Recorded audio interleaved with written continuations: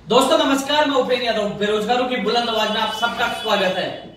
दोस्तों लगातार हर कार्यक्रम में मैं कहीं ना कहीं आप बेरोजगारों से संबंधित वो विशेष सूचना लेकर विशेष जानकारी के साथ मैं आपके बीच में होता हूँ। और जानकारी वही होती है जो धरातल पे हम काम करते हैं। सोशल मीडिया पर काफी लोग हवाई फायर करते हैं बैठे बैठे, ये हो जाएगा वो हो जाएगा, लेकिन राजस्थान बेरोजगार एकीकृत महासंघ एक ऐसा संगठन है जो धरातल पे काम करता है। दोस्तों तमाम कई इश्यूओं को लेकर मैं आपके बीच में लाइव हूं और मैं तमाम उन इश्यूओं को लेकर बात करना चाहूंगा कि नई भर्तियां अभी चुनाव आचार संहिता लगी है, अभी तो कोई भर्तियां आएंगी नहीं, लेकिन जो आने वाले समय में सबसे बड़ा मुद्दा हमारा यही होगा कि प्रतिवर्ष जितने लोग रिटायर्ड होते हैं, जितने पद खाली होते हैं, हर विभाग में वो भर्तियां निकाली जाए। इसके अलावा एक सबसे बड़ा इश्यू और होने वाला है कि सरकार में हमारी हिस्सेदारी होनी चाहिए, क्योंकि जो भी सत्ता में सरकार आती है युवाओं का सबसे बड़ी भागीदारी होती है, सबसे बड़ा रोल होता है। आपने देखा होगा कि पूर्ववर्ती सरकार से हमने मांग उठाई, मांगे नहीं मानी तो हमने एक अभियान चलाया और उस अभियान में हम सफल हुए और वर्तमान सरकार को सपोर्ट किया और वो सत्ता में आई।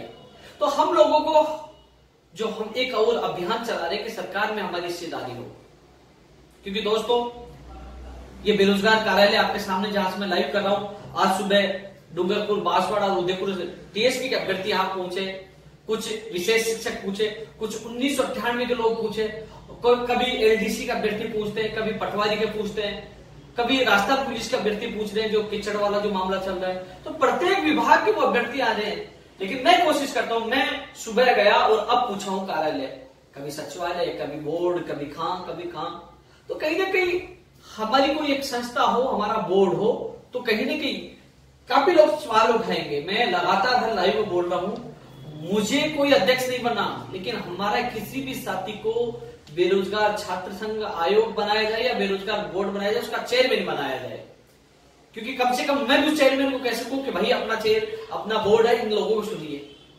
लोग दूर दूर से आते हैं, पीड़ाएं बहुत होती है, छोटी छोटी समस्याओं को लेकर आते हैं। यदि हमारा बोर्ड हो तो सामने अधिकारी हो, एक तरफ पीड़ित अभ्यर्थी है और वो चेयरमैन हो, बैठ के कहे कि हाँ ये मामला है, निस्तारण कीजिए, ऑन द स्पॉट उनका काम हो सकता है।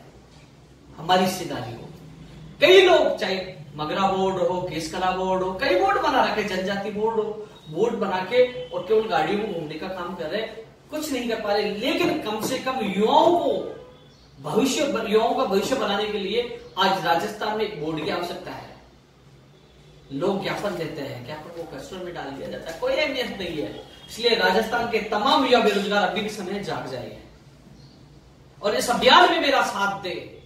मुझे अध्यक्ष नहीं बनना, लेकिन मुझे ये बोर्ड का गठन करवाकर राजस्थान के तमाम बेरोजगारों के आंखों में आंसू है ना, कम से कम अपनी बात तो रख सके, कम से कम हमारा कोई प्रतिनिधित्व करने वाला तो हो, कम से कम वो विधानसभा में हो या कैबिनेट की मीटिंग में हमारी बात तो उठा सकते हैं कि बेरोजगारों की ये समस्या है।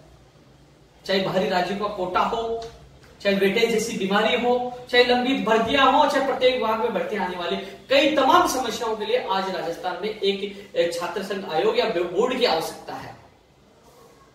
यदि बोर्ड एक मजबूत बोर्ड बनता है हमारा, तो कम से कम उन अधिकारियों के चक्कर हम काटते हैं, ज्ञापन देते हैं, निवेदन करते हैं, वो तुरंत उन अधिकारियों को बुलाकर स्थापित करवा सकते हैं।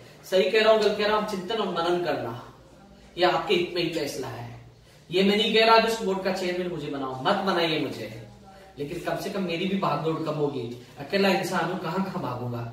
और उन लोगों के जो सपने साकार होंगे, जो छोटी छोटी गलतियों के कारण, जो गलती उनकी नहीं, गलती अधिकारियों के कारण आज बेरोजगार घूम रहे हैं, आज परेशान है, दुखी है। इसलिए बोर्ड बनना अत्यंत आवश्यक है। अब मैं तमाम उन मुद्दों को लेकर आता हूं जिसके लिए मैं लाइव आया हूं। सबसे पहले आप देख लीजिए, टाइम क्या हो गया भाई, टाइम बताना। 6:21 हो चुकी है और आज 14 मार्च है। 14 मार्च मैं ये लाइव में कुछ जानकारी दे रहा हूं, क्योंकि कुछ थोड़ी देर बाद काफी लोग मेरी ही पोस्ट को, मेरी ही जानकारी को, मेरी मेहनत की कॉपी करके लोग लंबी लंबी फेंकेंगे, हमने ये करवा दिया, हमने ये करवा दिया, जबकि हम सुबह निकलते, शाम को घर पहुंचते, हम जानते कि धरातल पे कैसे काम होता है। मैं लेवल प्रथम वालों को कहना चाहूंगा, रीड लेवल के प्रथम वालों को कहना चाहूंगा, वो रिसेबल और वेटिंग का इंतजार करते हैं। आज मैं खुद सचिवालय जाके आया हूँ। सीएम के जो सचिव साहब है उन्होंने निदेशक महोदय जी को कॉल किया था। निदेशक महोदय जी ने कहा कि हमारे पास अभी जिला परिषदों से पूरा डेटा नहीं आया है, डेटा आने के बाद हम आगे का कार्य करेंगे। सीएम सचिव से मैंने सचिवालय से सीएमओ से वहां से फोन करवाया था, मेरे सामने की बात है। उन्होंने कहा निदेशक महोदय ने अभी तक डेटा नहीं आया, इसलिए थोड़ा समय और लगेगा। तो दोस्तों काफी लोगों ने भयभीत करने की कोशिश की थी कि नहीं भर्ती 8,000 आप मिला दीजिए, और लैप्स करवाने की कोशिश की थी, लेकिन आपको घबराने की आवश्यकता नहीं। आपका भाई जिंदा है, सीना ठोक के कहता हूं आपका काम होगा। लैप्स नहीं होने दूंगा, लैप्स नहीं होने दूंगा। लेकिन कई लोग नेगेटिव बातें करते हैं, फैलाते, उनको पॉजिटिव करने में समय लगता है। मैं सुबह आज गया, करीब 9:30 बज गए होंगे, डिप्टी सीएम के निवास में मैं पूछा, काफी भीड़ थी। डिप्टी सीएम साहब से हालांकि हाई और हुआ, लेकिन बात नहीं हो पाई क्योंकि वो जल्दी में थे, उनको सिक्कर जाना था, फिर टॉप जाना था। फिर उसके बाद मैं सचिवालय में गया, सीओ में गया, ललित कुमार जी से मिला, शिक्षा विभाग में गया, तो वहां मैंने उनको फोन करवाया लेवल फर्स्ट के लिए, वेटिंग और रिसेबल के लिए। तो उन्होंने कहा कि अभी तक डेटा नहीं आया है। तो दोस्तों आज टोंक में कई लोगों ने राजू के साथ कई अभ्यर्थियों ने ज्ञापन दिया, पायलट साहब को, शिक्षा मंत्री जी को सीकर में दिया। तो आप लोगों को राजस्थान बेरोजगार एकीकृत महासंघ के बैनर तले आपको ज्ञापन देना है, क्योंकि संगठन का बैनर का इसलिए नाम ले रहा हूं कि उनको पता है कि बैनर राजस्थान बेरोजगार एकीकृत महासंघ सरकार के साथ है। उपचुनाव से लेकर विधानसभा चुनाव तक पूरा समर्थन दिया था, और उनको पता लगना चाहिए कि हाँ इन लोगों का काम होना चाहिए जो चुनाव में हमारे साथ संकट में खड़े थे। इसलिए सब लोग सब जगह, जहां मंत्री जाए, चाहे मुख्यमंत्री जाए, चाहे शिक्षा मंत्री जाए और चाहे उप मुख्यमंत्री जाए, सबको ज्ञापन देना, कहना है कि हम भूपेन्द्र यादव जी के साथ थे, तो चुनाव में भी साथ थे, विधानसभा के अलावा उपचुनाव में साथ थे, आगे भी साथ रहेंगे। प्लीज हमारा काम करिए।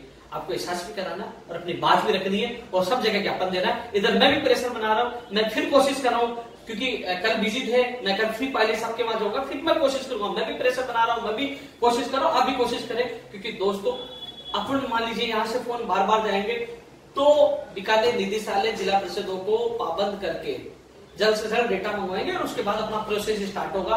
और प्रोसेस स्टार्ट होगा तो कहीं वेटिंग और रिसेबल आएगा, आपके चेहरों पे खुशी आएंगी। लेकिन ये जरूर है कि आपकी वेटिंग और रिसेबल के पदों को लैप्स नहीं होने दूंगा, ये मेरा आपसे वादा है। थोड़ा समय लग सकता है, लेकिन आपके चेहरों पे खुशी आएंगी। जो सबसे बड़ा संकट सुप्रीम कोर्ट में आया था उसको टल गया, आपको घबराने की आवश्यकता है, रिव्यू में कुछ नहीं होगा। लेकिन आप ये ना सोचे कि मैं चुपचाप बैठा हूं तो आपके लिए नहीं सोच रहा, मुझे सब पता है। लेकिन परिस्थितियां समय ऐसा होती है कि मैं सुबह पायलट साहब से मिलने गया, घंटे पर खड़ा रहा, आए हाय लोग निकल गए क्योंकि उनको लेट हो रही थी, नहीं मुलाकात हो पाई, तो क्या करें। फिर सचिवालय गया, वहां मुलाकात, उन्होंने फोन किया। तो दोस्तों कहीं संयम हमें रखना पड़ता है, लेकिन ये जरूर है आप लोगों का भविष्य सुरक्षित होगा, मैं आप लोगों से वादा करता हूं। बस आप लोग पूरे प्रदेश में सभी मंत्री एमएलए सबको ज्ञापन देते रहे और कहते रहे कि हम आपके साथ हैं, हमारा काम जल्द से जल्द करें। ये लेवल फर्स्ट के लिए हो चुका है। अब मैं लेवल 2 के लिए विशेष सुन लीजिए, मैंने भी टाइम बताया ना 6 बज के, अब दोबारा टाइम को बता देता हूँ, 6:25 आप लोगों के लिए विशेष था। वो इसलिए विशेष था कि कुछ लोगों ने आप लोगों को गुमराह करने की कोशिश की, झूठ बोला, भ्रमित किया कि आपकी फाइल दिल्ली निर्वाचन आयोग में चली गई। आज मैं खुद उस फाइल के पीछे गया हूं, हर अधिकारी से मैं मिलकर आया हूं। आपकी फाइल शिक्षा विभाग से जीएडी में गई है, जीएडी से वापस सेल्फ कंटेंट नोट यानी कि जो ब्रीफ कि आज तक क्या क्या हुआ, कौन सी स्थिति पे आप भर्ती है, पहले कब भर्ती आई, कितने पदों पे थी, क्या थी, पूरी डिटेल, पूरी फाइल नहीं जाएगी दिल्ली निर्वाचन आयोग में, पूरी दिल्ली है। उन्होंने सेल्फ कंटेंट नोट मांगा है और वो नोट आज वो मुख्य सचिव के पास पहुंच गया है। और मुख्य सचिव साहब से, क्योंकि मैं करीब 2:30-3 बजे मैं सचिवालय था, तो वो सेक्रेटरी साहब के पास आ गया था, तो सेक्रेटरी साहब से वापस जीएडी होते हैं, सेक्रेटरी एजुकेशन सेक्रेटरी की बात कर रहा हूं, और जीएडी होते वापस मुख्य सचिव के पास आएगा, मुख्य सचिव से वापस शिक्षा विभाग आएगा, शिक्षा विभाग से चुनाव आयोग में आएगा परमिशन के लिए।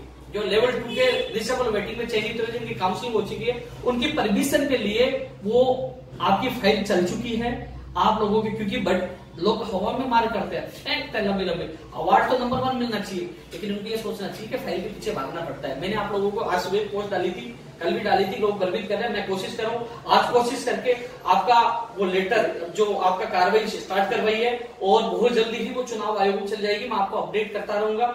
ये मैंने समय इसलिए बताया कि आज की स्थिति जो मैंने आपको बताई है, सेल्फ कंटेंट नोट बनाने के लिए आपको दिया गया था, वो आज शाम तक सेक्रेटरी साहब जो सीएस है, मुख्य सचिव है सीएस साहब, उनके पास चला जाएगा। वहां से उनकी अनुमति होकर शिक्षा विभाग में आएगा, शिक्षा विभाग फिर चुनाव आयोग को भेजेगा। ये प्रक्रिया शायद मैं शाम तक और पता कर लूंगा, अभी लेट तक पता लग जाएगा कि आज पूछी या कल, यानी कि आज पूछा या कल तक चुनाव आयोग में हमारी परमिशन के लिए जो कंटेंट नोट चला जाएगा, फाइल दी जाएगी। कंटेंट नोट एक ब्रीफ बनेगा, कब भर्ती आई थी, कितने पदों पे आई थी, अब वास्तविक स्थिति क्या है, कब क्या पूरी डिटेल्स हो जाएगी, वो ही मेल के द्वारा दिल्ली जाएगी। तो दोस्तों आज जाए कल जाए मैं आपको अपडेट कर दूंगा। फाइल के पीछे मैं लगा हुआ हूं, मुझे सारी डिटेल पता है, लेकिन कई चीज मैं शेयर नहीं करूंगा।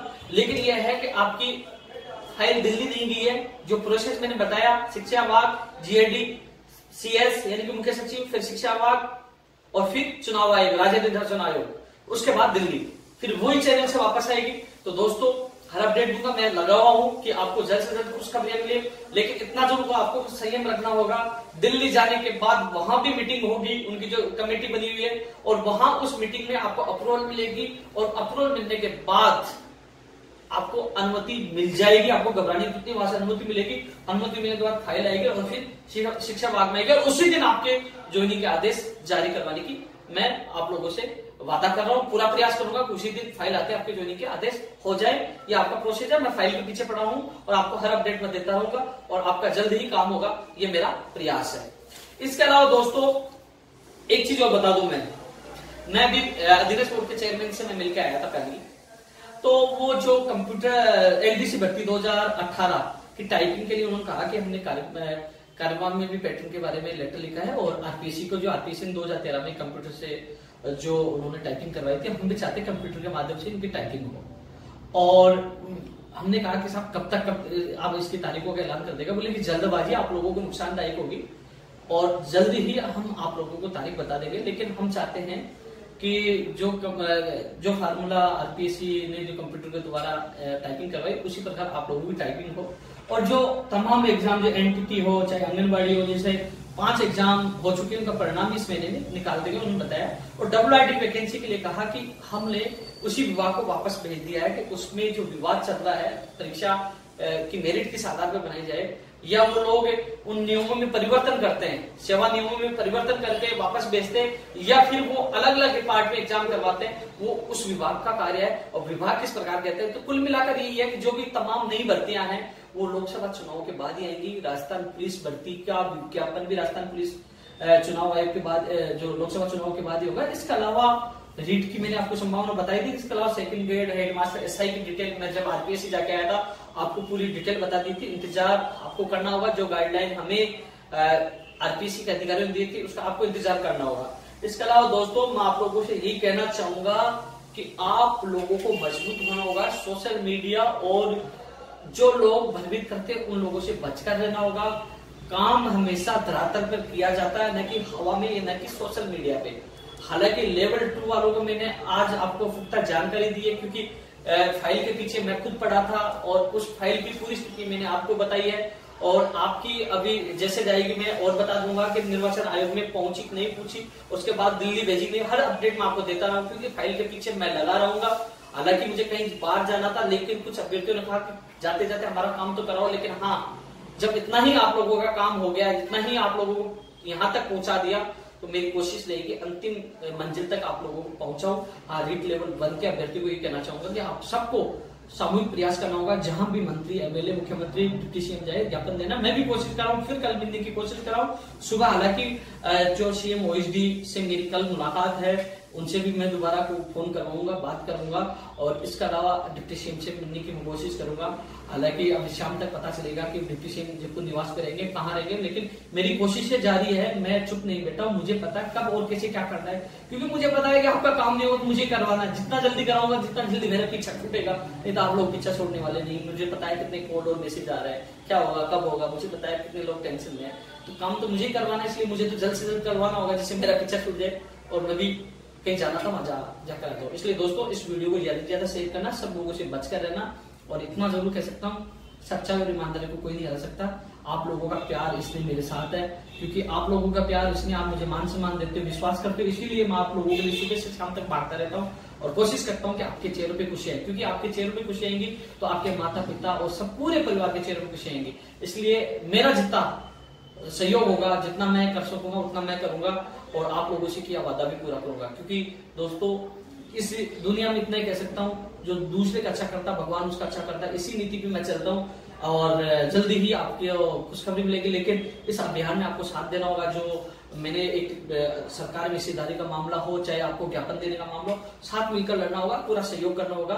और सभी से निवेदन है इस वीडियो को ज्यादा से ज्यादा शेयर करें और ज्ञापन वाला अभियान चालू करें। धन्यवाद। जय हिंद, जय भारत।